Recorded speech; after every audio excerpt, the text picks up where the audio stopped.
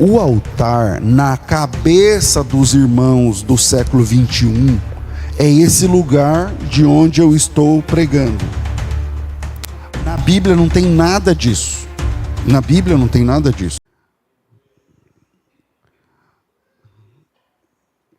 Carta aos Romanos, capítulo de número 12, e versículos, os dois primeiros versículos, versículos 1 e 2. Romanos, capítulo 12, versos 1 e 2.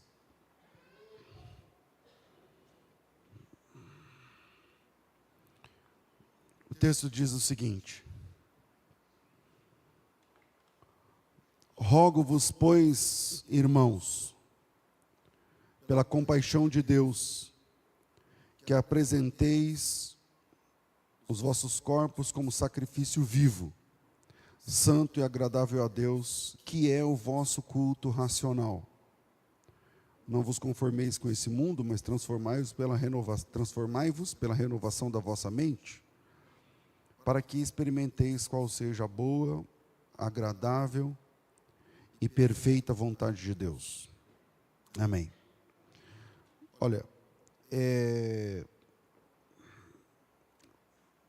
muitos de nós entendem que o culto racional é um culto com raciocínio, é um culto com sabedoria, é um culto com inteligência e é um culto com ordem, com uma tabela de ordem, onde primeiro se louva, depois se glorifica, um não atrapalha o outro, na questão do falar em línguas, conforme está escrito lá em Coríntios, capítulo de número 14, quando Paulo trata sobre a necessidade de ordem no culto. Ok. Bom, nada disso é culto racional. O culto racional não é o culto com inteligência. O culto racional não é o culto com sabedoria. O culto racional não é o culto com esse tipo de ordem cultual, esse tipo de ordem, que eu estou dizendo, esse tipo de reverência e etiqueta, onde um espera o outro e tal. Bom, não é isso que o texto está chamando de culto racional. E hoje, a proposta dessa nossa reflexão, desse sermão, é entender o que é e o que não é o culto racional, para saber se nós prestamos a Deus um culto racional ou não. Se você e eu, se a gente hoje está prestando um culto racional ou não. Então, eu vou deixar 3 pontos para a gente pensar nesse texto. E o primeiro é que o culto racional, ele tem a ver com conversão e não com razão humana. Então, o culto racional ele não tem a ver com razão humana, ele tem a ver com conversão verdadeira. Quem é realmente, verdadeiramente convertido, presta um culto racional, por mais ignorante que seja essa pessoa. E quem não é convertido realmente, está de brincadeira na presença de Deus, não presta um culto racional, por mais culto que seja esse homem, ou por mais capacitação que tenha essa pessoa. Então, primeiro, o culto racional tem a ver com conversão, e não com razão. A gente é treinado a entender que o racional tem a ver com o raciocínio. Só que o texto diz assim, que a gente, irmãos, rogo pelo amor de Deus que vocês apresentem o vosso corpo como sacrifício vivo, santo e agradável a Deus, que isso é o culto racional. Ou seja, o culto racional tem a ver com você se apresentar a partir do seu corpo e o que você carrega, como sacrifício. O problema é que o sacrifício no Antigo Testamento é o que morre. O sacrifício no Antigo Testamento, ele sempre se dá mal. O sacrifício ele chega vivo até o altar. E quando ele chega no altar, ele morre. O sacrifício morre no altar. E aí tem toda uma teologia na Bíblia sobre a lógica do sacrifício. Eu tenho falado nos últimos meses que o altar, o sacrifício, ele é o centro da adoração no Antigo Testamento. O centro da fé, naquela questão judaica, não é a obediência. O centro da fé judaica é o sacrifício. Tudo girava em torno do sacrifício. Quando Jesus Cristo começa o seu ministério, existe uma outra lógica. As pessoas mudaram da lógica do sacrifício para a lógica da obediência. Pastor, quer dizer que a gente não precisa obedecer? Não, não é isso. Precisamos obedecer. Mas o centro da salvação, o cerne, o fulcro da fé no Antigo Testamento, não é a sua perfeição, era o seu sacrifício. Porque se é a sua perfeição, então a sua perfeição te salva, então você se salva. Mas não é essa a lógica. A lógica era o sacrifício. Você era perdoado não porque você é bom, você era perdoado a partir do sangue inocente que escorria no altar. Sempre foi assim. Os judeus que vieram do exílio, lá na Babilônia, eles alteraram essa lógica para a lógica da obediência. Então, se você for bom o bastante, se você lavar as mãos, se você se purificar, se você pagar o dinheiro da religião, se você fizer os ritos da religião, e se o cara da religião olhar para você e falar, você é o cara, então significa que você é o cara de verdade. Isso não é fé bíblica. Isso é o que os religiosos criaram. Esse exemplo, em nossa geração, também se criou, melhorando o português, a lógica do merecimento, onde você tem que ser bom para você ser aceito. E isso gera uma igreja hipócrita, porque ninguém é bom, mas todo mundo tem que se apresentar como se fosse bom, e aí a gente vira um clube de hipócritas, como eu já falei aqui em outras ocasiões. A gente é um clube de gente que vende um remédio para emagrecer, mas todo mundo é gordo. E aí você fala assim, não funciona. E aí a pessoa fala, por que não funciona com você? Não, olha para Jesus, não olha para mim, porque eu posso falhar, mas funciona. Só que é um negócio que funciona, mas que não funciona para ninguém, e que todo mundo é uma pirâmide.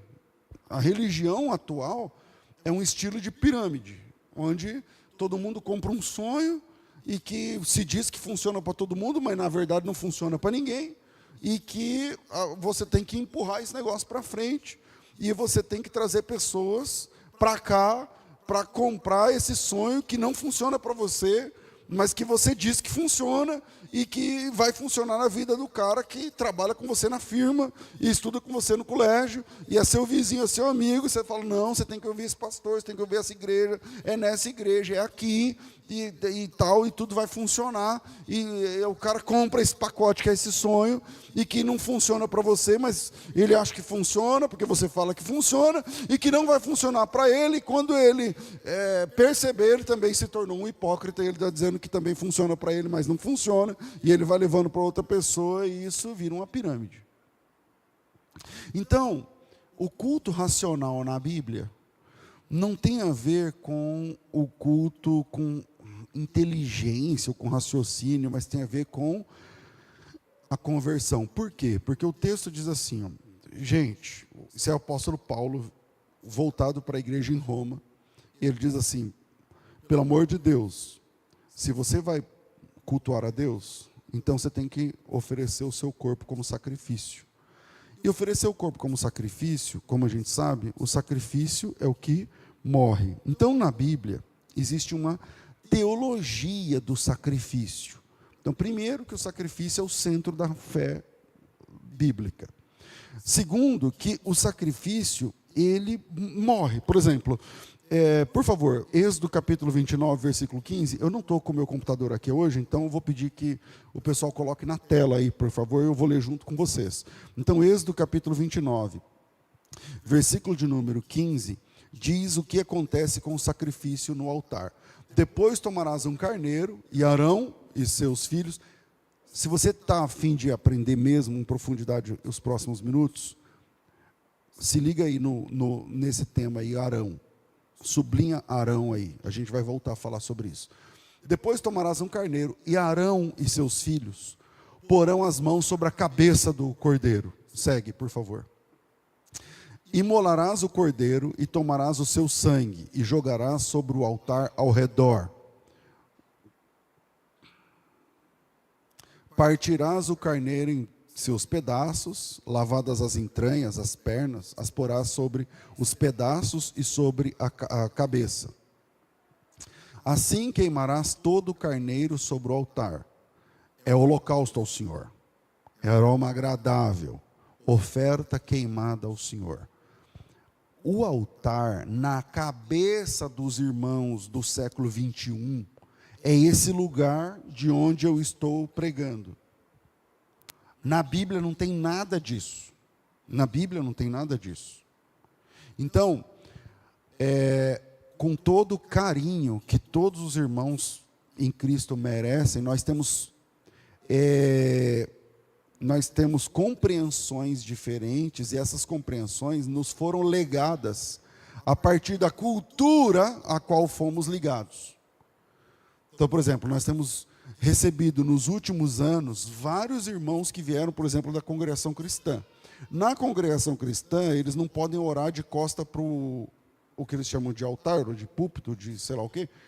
Por quê? Porque na compreensão deles, esse lugar é mais importante do que esse. Então, eu não posso virar as costas. Eu tenho que orar de joelhos de frente.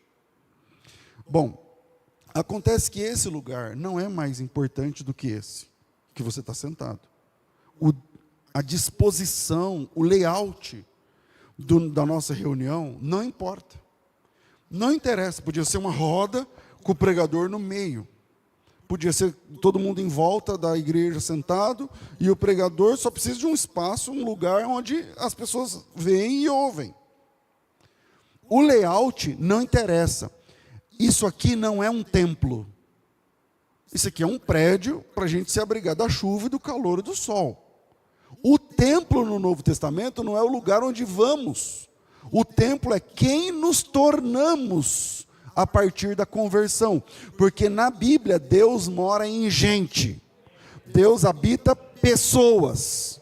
Um Deus vivo precisava de uma casa viva para habitar, a partir da qual ele fala, a partir da qual ele é ouvido, a partir da qual ele trata. Então Deus habita em seres humanos. Isso é Atos capítulo 7, a pregação de Estevão.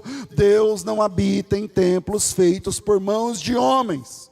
Então pouco importa de onde está o pregador. Eu posso estar aqui, eu posso estar aqui embaixo, eu posso estar lá no fundo. Se eu estou pregando, então é a palavra de Deus que está sendo falada. Se outro está pregando, eu sento e escuto. E não importa, não interessa os apetrechos da religião no cristianismo não são importantes. Jesus não usava a roupa do sumo sacerdote. Jesus não usava o espaço sagrado que o pessoal da religião usava. Então, voltando aqui, eu li aqui Êxodo capítulo 29, do versículo 15 em diante até o 18. E aí, o sacrifício, nesse caso aqui, o cordeiro, a vida dele acabava no altar. A vida dele terminava no altar.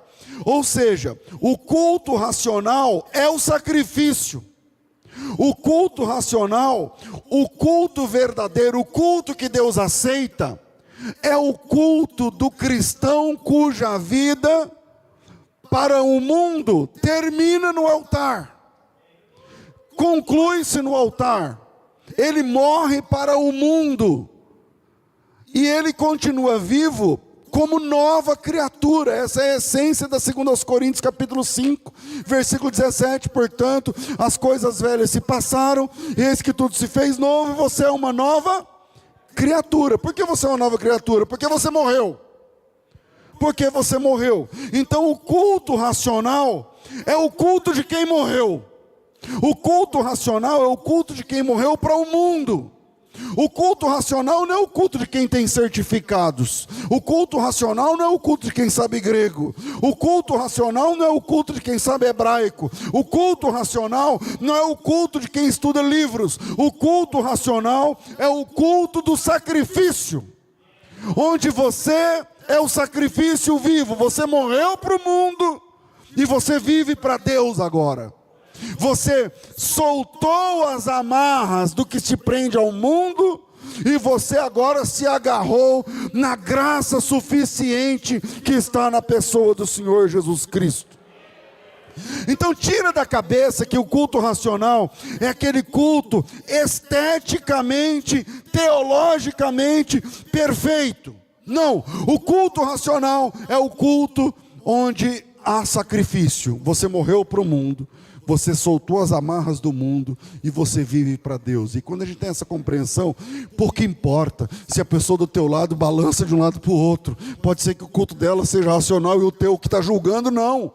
Pouco importa se a pessoa grita ou não grita, se a pessoa chora ou não chora, se ela levanta a mão ou se não levanta a mão. O culto racional é o culto de quem morreu para o mundo. Segunda carta de Paulo aos Coríntios, capítulo 4, versículo de número 7, diz assim, eu vou achar aqui que talvez seja mais rápido, diz assim, ó: temos porém esse tesouro em vasos de barro, para que a excelência do poder seja de Deus e não nossa. Em tudo somos atribulados, porém não angustiados, perplexos e não desanimados, perseguidos, mas não desamparados, abatidos, mas não destruídos, levando sempre no corpo o morrer, levando sempre no corpo o morrer de Jesus, para que também a sua vida se manifeste em nosso corpo. O culto racional é o culto de quem atravessou, quem foi para o altar. Altar não é o lugar de onde o pregador fala. Isso aqui é palco, é palanque, é uma estrutura. O altar é onde a gente morre. O altar é onde o sacrifício termina. Ninguém sai com vida do altar. Tudo termina no altar. Altar é fim. Altar é término. Altar é morte. E a vida cristã começa depois do altar. Começa do altar para frente. Então, primeiro, o culto racional não tem a ver com raciocínio. O culto racional não tem a ver com razão. Quem diz isso? O texto. O texto que nós lemos diz assim: irmãos, pela compaixão de Deus, apresenta o teu corpo como sacrifício, porque isso é o culto racional. Quando você vai para o altar, isso é o culto racional. Hoje em dia, tem uma outra metáfora. A primeira errada é que o altar é o palco, é o púlpito de onde o pastor fala. Isso não é verdade. Isso aqui não é altar. Altar é onde morre o bicho. Altar é onde morre o animal. Altar é lugar de morte de sangue. Essa é a primeira errata da fé cristã do século 21. A segunda é que altar é lugar de você colocar dinheiro. Já ouviram isso ou não? É mentira isso. Na Bíblia ninguém colocava dinheiro em altar. Altar é onde tudo termina. Tudo termina no altar. Tudo se consuma no altar. Segundo ponto é que o culto racional não obedece à lógica de Arão. O culto racional não obedece à lógica de Arão. E aí, porque qual é a lógica de Arão? A lógica de Arão é que termina no altar. O Arão, no texto que nós lemos, eu até falei, se você quer aprender um pouco mais, sublinha o Arão aí nesse texto, que eu não lembro mais qual foi, acho que Êxodo 20, alguma coisa. Por quê? Porque o Arão, ele é o irmão de Moisés. E quando Deus estabelece o sacerdócio, Deus decidiu que o sacerdócio seria da casa de Moisés. Todo sacerdote, ele era da família de Moisés. todo sacerdote ele era da tribo de Levi, porque o Moisés é levita, e o irmão do Moisés levaria o que a gente vai conhecer como dinastia sacerdotal. Então, todo sacerdote, para ser sacerdote, tinha que ser de uma tribo específica, que era a tribo de Levi, que é a tribo de Levi. Bom, qual é a questão da lógica, da lógica que eu vou chamar aqui do sacerdócio araônico?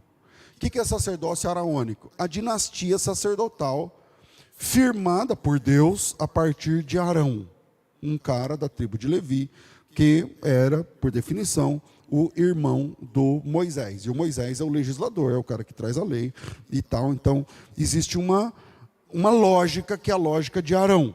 E qual é a lógica de Arão? O Arão é o sumo sacerdote, então ele tem a roupa da religião, a roupa que Deus estabeleceu. Ele tem... E é tudo, tá? Deus estabeleceu a cueca do Arão.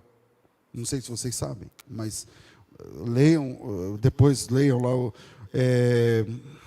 Eu acho que é Êxodo 20 para frente. Do 20 ao 29 você vai achar que até o shorts, eu vou falar short agora, porque é como fosse um calção, depende da versão de Bíblia que você tem aí, que pega do umbigo até metade da coxa, que Deus diz assim, ó, quando ele estiver nu, primeiro ele veste esse calção de linho, branco, e aí ele vai detalhando todas as etapas, inclusive da roupa do Arão. Da roupa do Arão. As pedras que ele usaria no peito, as 12 pedras, o tipo de chapéu lá que ele usaria, tem nomes estranhos lá, o éfode e tal. Bom, Deus estabeleceu tudo isso e esse é o ministério araônico. Só que o ministério araônico, ele serve para quê? Para trazer os pecadores vêm para o Arão. Eu estou falando do sumo sacerdote primeiro, aí tem os sacerdotes. O sumo sacerdote, ele é o responsável por trazer a expiação do pecado das pessoas através de um sacrifício anual.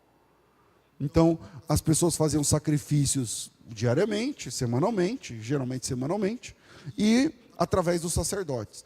Uma vez ao ano, o sumo sacerdote, o Arão, e aí quando ele morria, porque o sacerdote morre, né, pessoal? Então, quando o sacerdote morria, então trocava. O sacerdócio era eterno até a pessoa morrer. Durava enquanto...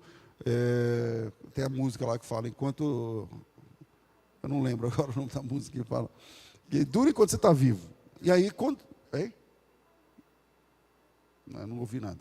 Então, quando a pessoa morria, então trocava. Só que a dinastia era sempre araônica. Grava isso. A dinastia, o sacerdócio é araônico. Os sacerdotes mudavam, os sumos sacerdotes mudavam conforme iam morrendo. Mas é sempre da ordem de Arão. Isso é importante. Até onde vai o sacerdócio de Arão? O sumo sacerdócio de Arão? Bom, vai até o altar, onde tudo termina. Fez ali o sacrifício, matou o cordeiro, utilizou o sangue derramando sobre os 4 chifres, as 4 pontas do altar.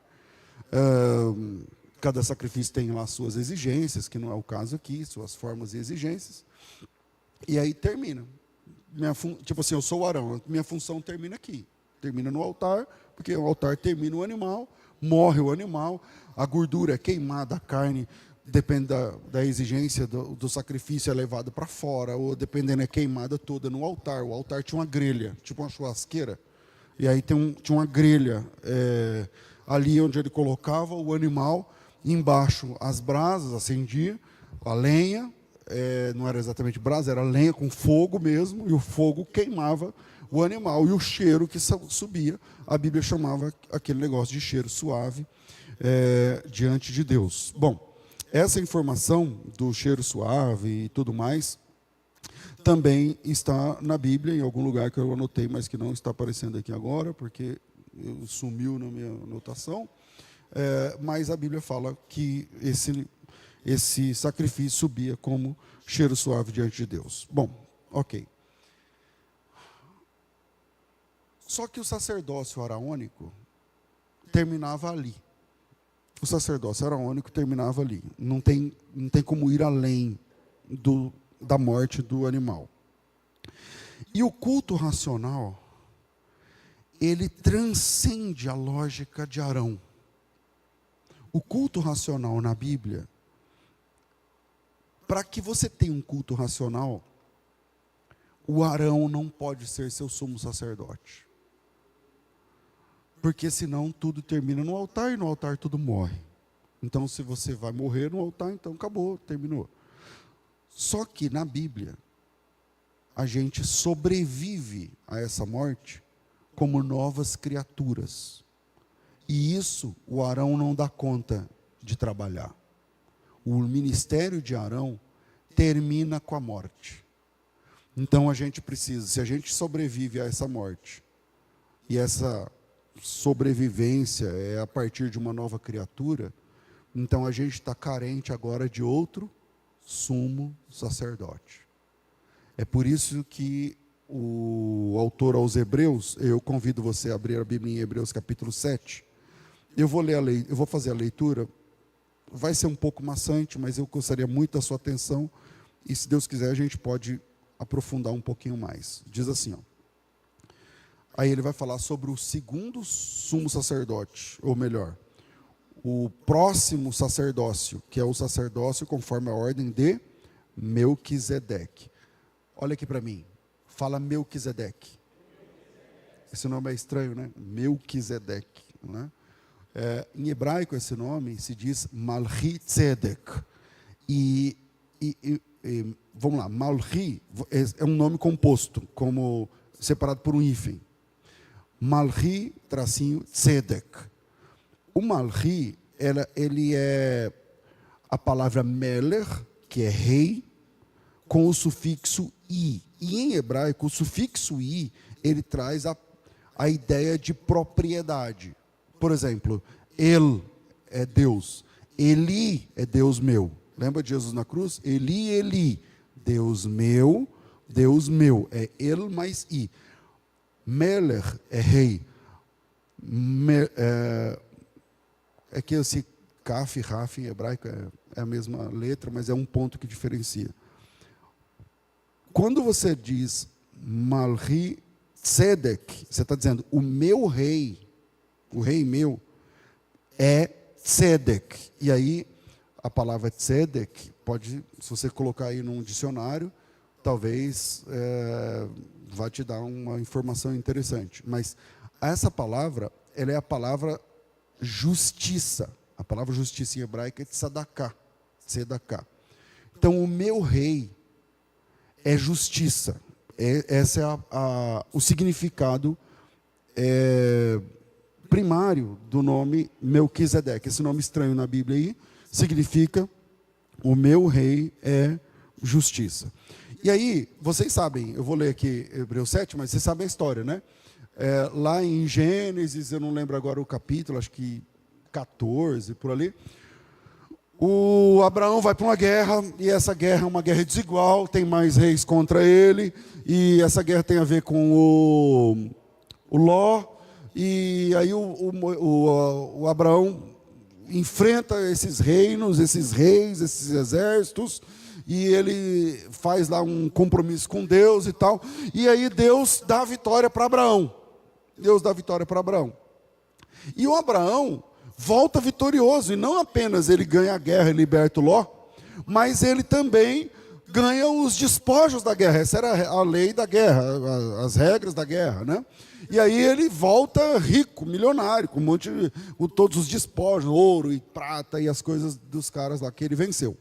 E no meio do caminho, isso é Gênesis, ele encontra esse ser enigmático. Agora veja, o Abraão, esse texto eu acho que é Gênesis 14, eu estou inseguro, mas eu acho que é 14. 2 capítulos atrás, o Abraão estava conhecendo Deus. O Abraão conhece Deus por definição em Gênesis 12. Disse o Senhor a Abraão: Abraão, sai da tua terra, da tua parentela, para uma terra que eu te mostrarei, não sei o que lá. E aí ele conhece Deus há 2 páginas atrás. E quando ele está voltando dessa guerra, ele é um cara que anda com Deus há pouco tempo, ele não conhece Deus plenamente, E quando ele está voltando dessa batalha vitoriosa, é a primeira guerra que ele enfrenta, tendo Deus como seu mestre, seu mentor, seu norte, ele encontra um cara chamado Melquisedeque. E esse cara, enquanto Abraão está conhecendo Deus, o Melquisedeque já é sacerdote, sumo sacerdote desse Deus. Não me pergunte como, eu também não sei. Eu sei que enquanto Abraão está conhecendo Deus, o Melquisedeque para ele e fala: você que está conhecendo Deus? Pô, eu mesmo. Eu trabalho para ele. Aí Abraão: você trabalha para ele? Como que? Eu sou sumo sacerdote. Abraão: o que é um sumo sacerdote? Porque não existe sacerdócio ainda. Eu não sei lá pelas quantas, o Melquisedeque. E ele é rei de um... obrigado. É 14 mesmo, né? Melquisedeque, rei de Salém. E Salém, em hebraico, é uma palavra irmã da palavra Shalom, que significa paz. Então, esse Melquisedeque, que é rei de justiça, o meu rei é justiça, é o significado, ele também é o rei da paz.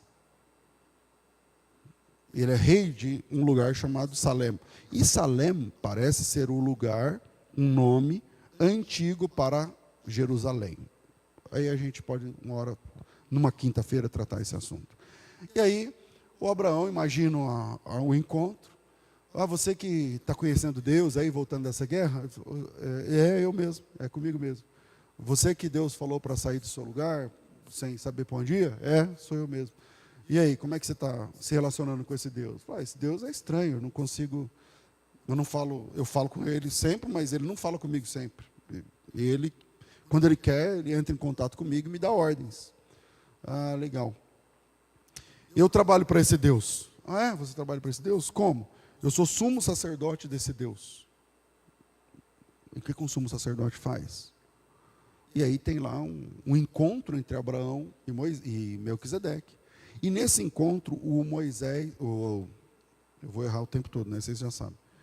Se eu erro uma vez, eu vou trocar o tempo todo. Mas quando eu falo Moisés aqui, é Abraão. E naquele encontro, Abraão, então, entrega o dízimo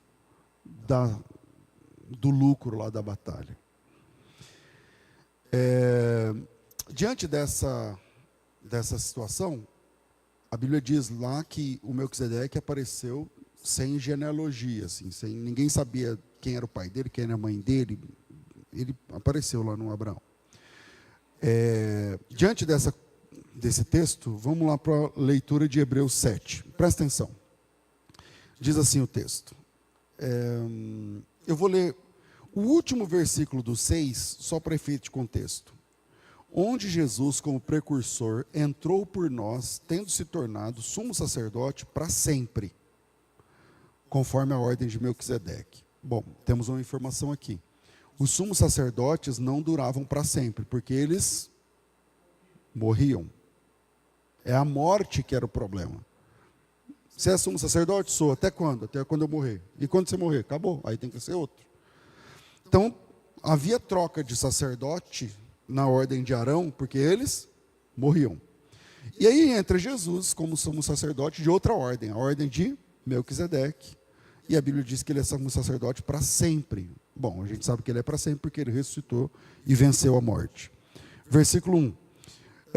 Porque este Melquisedeque é rei de Salém, sacerdote do Deus Altíssimo, que saiu ao encontro de Abraão, quando Abraão voltava da matança dos reis e o abençoou, para o qual também Abraão separou o dízimo de tudo. Primeiramente se interpreta rei de justiça. Rei de justiça por conta do nome de Tzedek. E depois também rei de Salém, ou seja, rei de paz. Sem pai, falando do Melquisedeque lá do encontro de Gênesis 14. Sem pai, sem mãe, sem genealogias, não teve princípio de dias, nem fim de existência. Entretanto, foi feito semelhante ao Filho de Deus e permanece sacerdote perpetuamente. Considerai, pois, como era grande esse a quem Abraão, o patriarca, pagou o dízimo, tirado dos melhores despojos. Ora, os que dentre os filhos de Levi recebem o sacerdócio, têm mandamento para recolher, de acordo com a lei, os dízimos do povo, ou seja, dos seus irmãos, embora tenham estes descendido de Abraão. Entretanto, aquele cuja genealogia, estou falando de Melquisedeque, não se inclui entre eles, recebeu dízimos de Abraão e abençoou aquele que tinha as promessas. Evidentemente, é fora de qualquer dúvida que o inferior é abençoado pelo superior. Nesse caso, o Abraão é menor do que o Melquisedeque. Versículo 8. Aliás, aqui, são homens mortais que recebem dízimos. Porém, ali, naquele momento, aquele de quem se testifica que vive. E por assim dizer, também Levi que não tinha nascido ainda, porque Levi está 500 anos depois de Abraão. E por assim dizer, também Levi, que recebe dízimos, pagou dízimos na pessoa de Abraão. Porque aquele que ainda não tinha sido gerado, Levi, através do seu pai, Abraão, quando Melquisedeque saiu ao encontro desse, pagou o dízimo. Se, portanto, a perfeição houvera sido mediante o sacerdócio levítico, o que o autor está dizendo agora? Ele falou assim, olha, se esse ministério araônico fosse perfeito, repito, se, portanto, a perfeição houvera sido mediante o sacerdócio levítico, pois nele baseado o povo recebeu a lei, que necessidade haveria de que se levantasse um outro sacerdote segundo a ordem de Melquisedeque e que não fosse contado segundo a ordem de Arão? Qual era a necessidade de ter outro sacerdócio? Pois quando se muda o sacerdócio, necessariamente há mudança de lei. Pausa aqui. As pessoas transformaram isso num ditado evangélico, e esse ditado é citado erradamente. Não sei se você já ouviu falar. Eles dizem assim, quando muda o sacerdote, muda-se a lei. Já ouviram? Tá, não é o que a Bíblia diz. A Bíblia não diz que quando muda o sacerdote, muda a lei. A Bíblia diz que quando muda-se o sacerdócio, muda-se a lei. Ou seja, todos os sacerdotes que iam sendo trocados porque eles morriam, eles não tinham autoridade de mudar a lei porque eles estavam debaixo da lei de Moisés. Mas quando muda o sacerdócio, sai o sacerdócio de Arão e entra o sacerdócio de Melquisedeque, que é Cristo, aí tem uma alteração da lei. E aí a gente parou no versículo 13.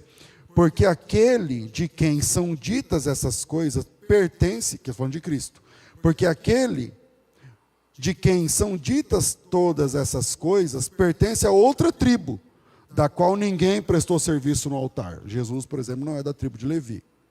Pois é evidente que o nosso Senhor procedeu de Judá, tribo a qual Moisés nunca atribuiu sacerdotes. E isto é ainda muito mais evidente quando, à semelhança de Melquisedeque, se levanta outro sacerdote, constituído não conforme a lei de mandamento carnal, mas segundo o poder de vida indissolúvel. Porquanto testifica, tu és sacerdote para sempre, conforme a ordem de Melquisedeque. Ele está citando um texto do Salmo 110. Portanto, por outro lado, se revoga a lei anterior, a anterior ordenança, por causa da sua fraqueza e inutilidade. Tinha que falar isso para os adventistas, né, que querem manter a lei de Moisés. Portanto, por outro lado, se revoga a anterior ordenança, por causa da sua fraqueza e inutilidade. Pois a lei nunca aperfeiçoou coisa alguma. E por outro lado, se introduz esperança superior, através da qual chegamos a Deus.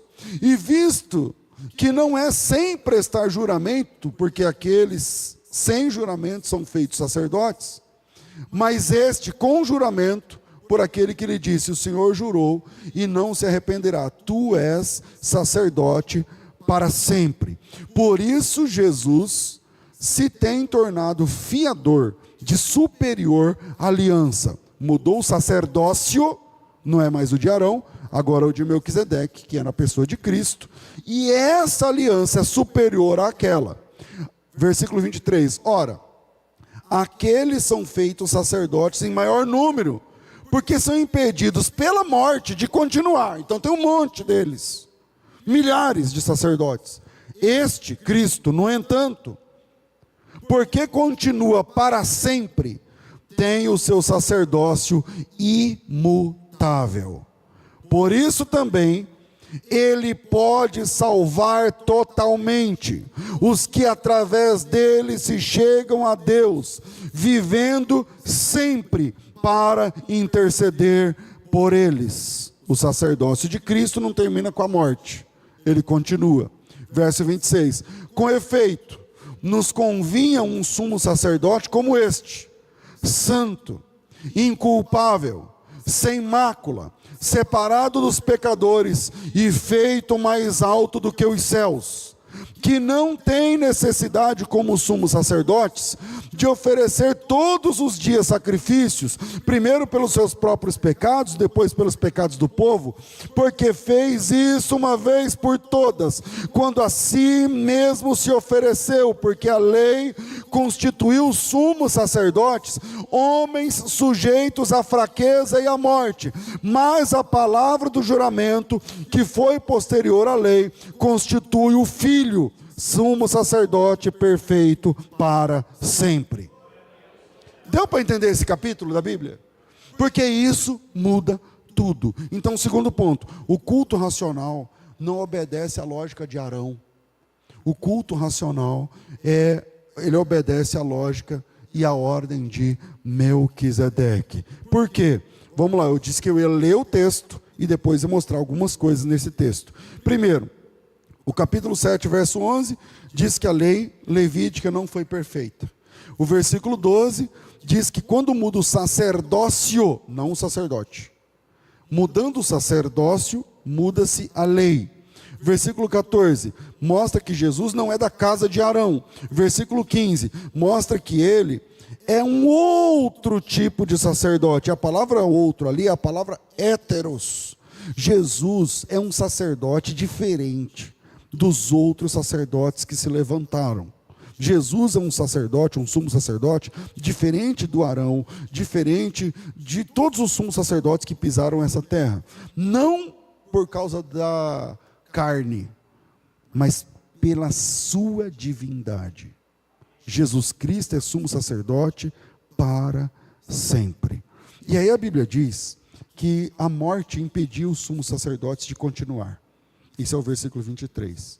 E no versículo 24, a Bíblia diz que Jesus Cristo continua sendo sumo sacerdote para sempre, conforme a ordem de Melquisedeque, conforme a ordem do meu rei, que é justiça.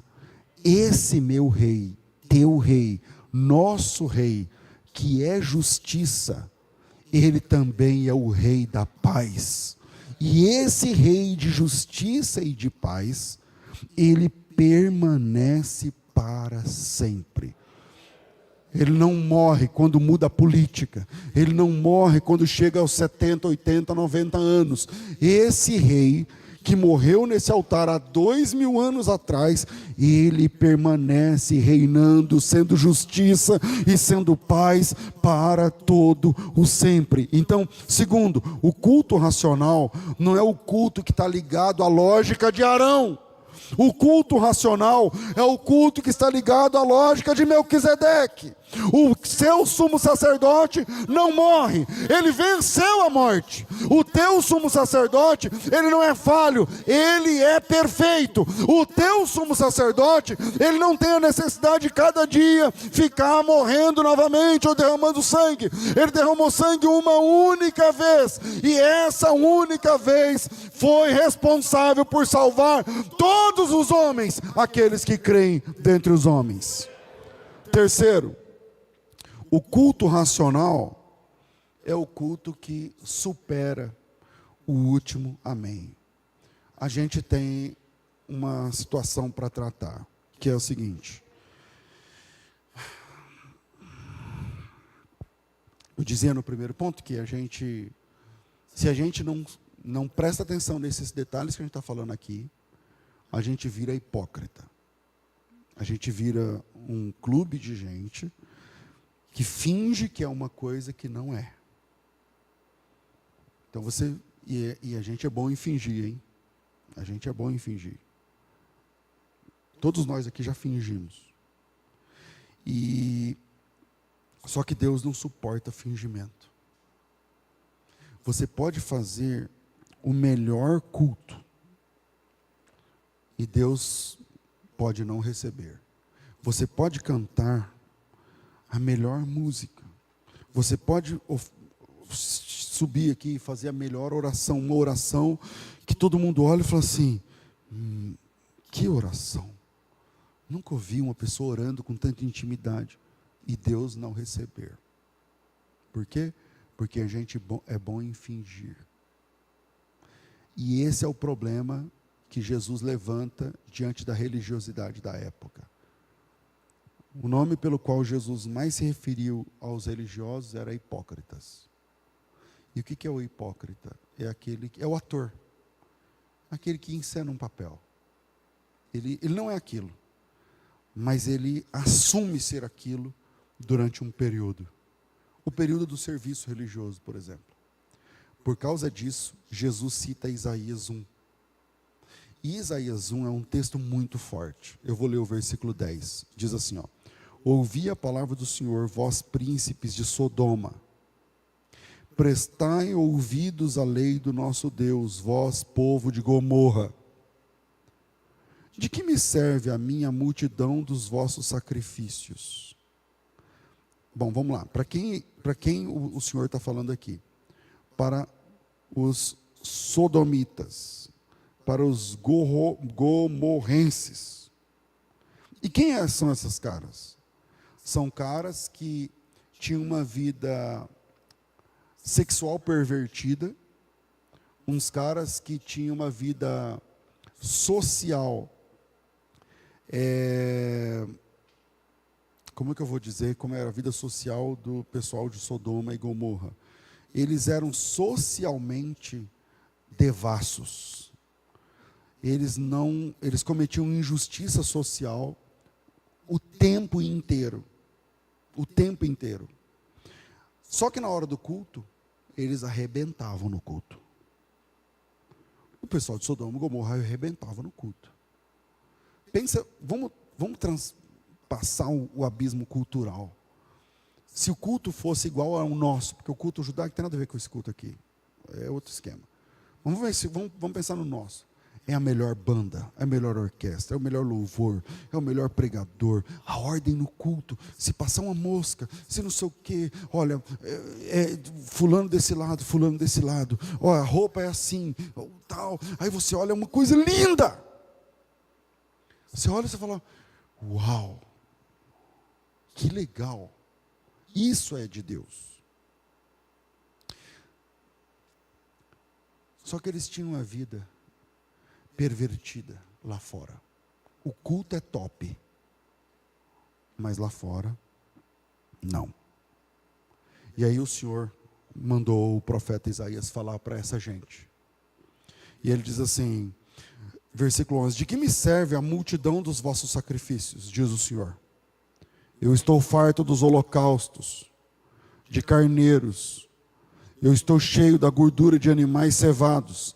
Eu não me agrado do sangue dos novilhos, porque isso é o culto deles, nem dos cordeiros, nem dos bodes. Quando vocês vêm para comparecer perante mim, quem vos requereu pisardes nos meus átrios? 13. Não continuem a trazer ofertas vãs nesse culto.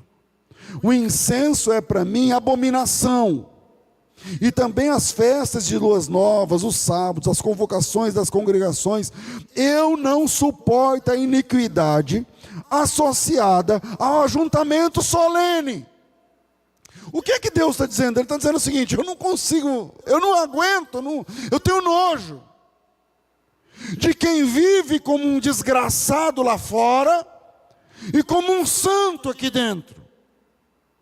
Eu tenho nojo, isso é Deus falando, de quem vive como um pervertido lá fora e um homem de Deus aqui dentro. Não adianta cantar para mim, isso é Deus, não sou eu não.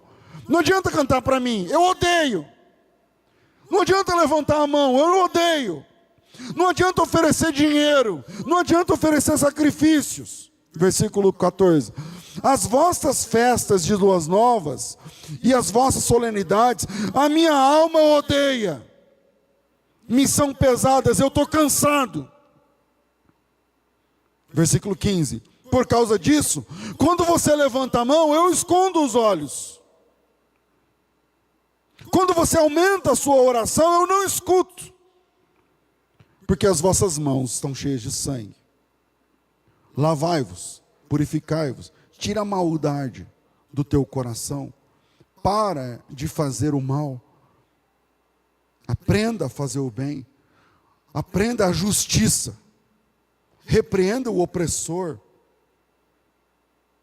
Porque os caras lá cobram juros para emprestar dinheiro e vêm levantar a mão, ô Senhor, e matando o outro nos juros, na usura. E aí Deus fala assim, cara, eu não escuto a tua oração, bicho. Você pode fazer a oração mais bonita. Oh, tu que estás soberano. Então o culto racional não é o culto de quem ora bonito. Não é o culto de quem canta top. Não é o culto de quem, na hora do culto, desliga o celular. Não, aqui eu vou anotar a pregação. Pode ser que é só um hipócrita. Que quando levanta a mão, Deus fala assim, eu tenho nojo. Que quando levanta a voz, Deus fala assim, cara, você está de brincadeira. Eu não te escuto, nós não estamos conectados. É por isso que no último dia vão dizer, Senhor, em teu nome a gente fez um monte de coisa. E Jesus fala assim, então, o céu não é para quem fez um monte de coisa no meu nome, né? Ah, não? Mas então por que eu estou indo para o inferno? Porque eu não te conheço. Não estávamos conectados em momento nenhum. Eu nunca recebi o que você falou. Eu nunca dei atenção. Por quê? Porque você está de brincadeira, você é um ator. Você é uma atriz, você é um hipócrita. Então o culto racional não é o culto de quem sabe como fazer. O culto racional não é o culto de quem sabe como cantar e encantar. E todo mundo olha e fala, uau, esse cara é o cara. O culto racional não é o culto de quem sabe pregar e consegue dividir e extrair 50 mensagens em um único versículo, que você olha e fala, nossa, esse cara, quando ele lê a Bíblia, meu Deus. Não! O culto racional é o culto de gente honesta com Deus. É o culto com honestidade espiritual. O culto racional é o culto que não termina no amém. Porque para alguns o culto falou amém, acabou, cara. Eu já tive, não aqui na Genuína, graças a Deus, mas eu sou pastor há muitos anos, já tive que separar briga de gente no estacionamento da igreja depois do amém. Que terminou o amém, acabou, virou a chave. Terminou, o pastor falou amém, deu a benção apostólica. Amém. Agora acabou. Agora só domingo que vem, que eu volto com a carinha de anjo de novo. No domingo que vem eu desligo meu celular de novo. No domingo que vem eu abro minha Bíblia de novo. No domingo que vem eu sento para ouvir de novo, porque esse pastor prega, porque esse grupo canta, porque essa igreja é bênção, porque eu estou numa igreja maravilhosa. Cara, quantas pessoas de igrejas maravilhosas são filhos de Satanás? Quantas pessoas de pregadores que ouvem, pregadores profundíssimos, vão para o inferno? Quantas pessoas que escolheram as melhores igrejas com base nos louvores, no serviço infantil, na apresentação impecável, são filhos do diabo. Por quê? Porque são atrizes, porque são atores, porque são falsos, porque são hipócritas. Então o culto racional não tem nada a ver com volume.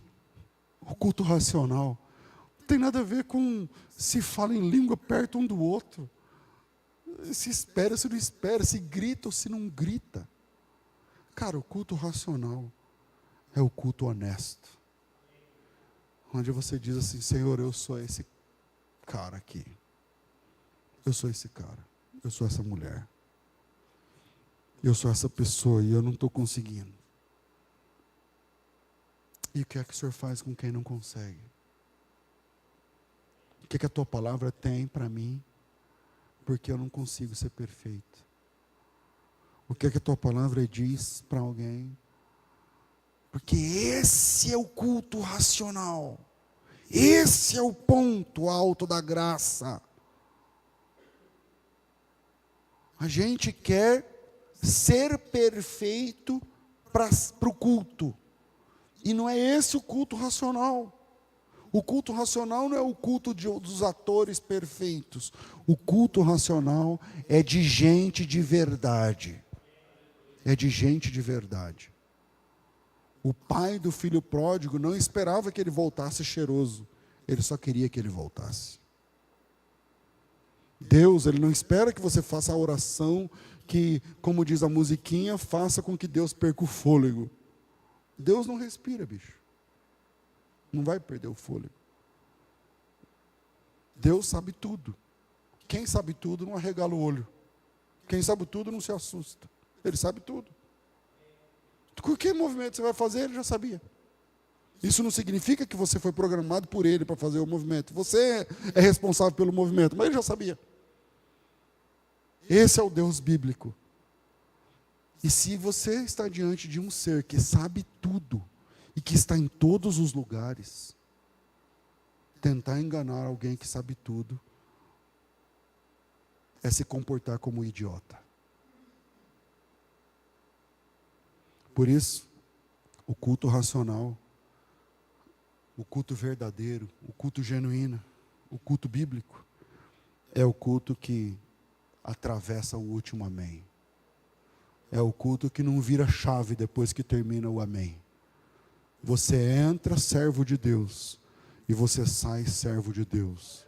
E vai até o próximo serviço servo de Deus. Isso não significa que você é perfeito, não. Deus não espera que você nunca erre. Ele espera que você seja verdadeiro, honesto e honesta diante dele. Quando você é honesto diante de Deus, você fala: Senhor, é isso aqui que eu estou trazendo. O que dá para fazer? Eu estou abrindo, rasgando o meu coração. E agora? Me ajuda. Aí um processo de restauração vai começar. Você vai cair outras vezes. Você vai errar outras vezes. Mas traga sempre a verdade. A verdade. Deus se movimenta e se manifesta tendo como piso, pano de fundo, chão, a verdade. É na verdade que você cresce. Porque se você não apresenta a verdade, você vai ser nota 10 em comportamento, porque você é um excelente ator, você é uma excelente ator. Nem tua mulher sabe, nem teu marido imagina, nem teu pai. E que dirá teu pastor, que só te vê de vez em quando. Se você consegue passar pela tua mulher, pelo teu pai, pelo teu marido, pela tua mãe, pelo teu filho, cara, pelo teu pastor isso é fichinha. Pelo ministério isso é fichinha. Você pode ser o melhor líder da igreja.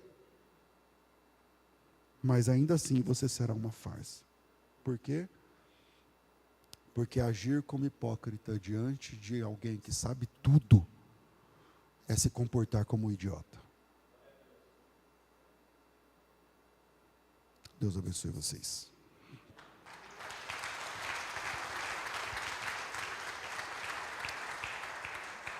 Vamos ficar de pé, meus irmãos?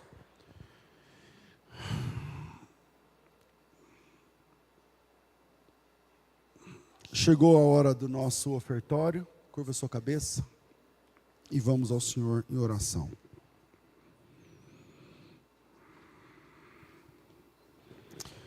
Pai, é em nome de Jesus que nós levantamos a voz e ousamos falar contigo em oração.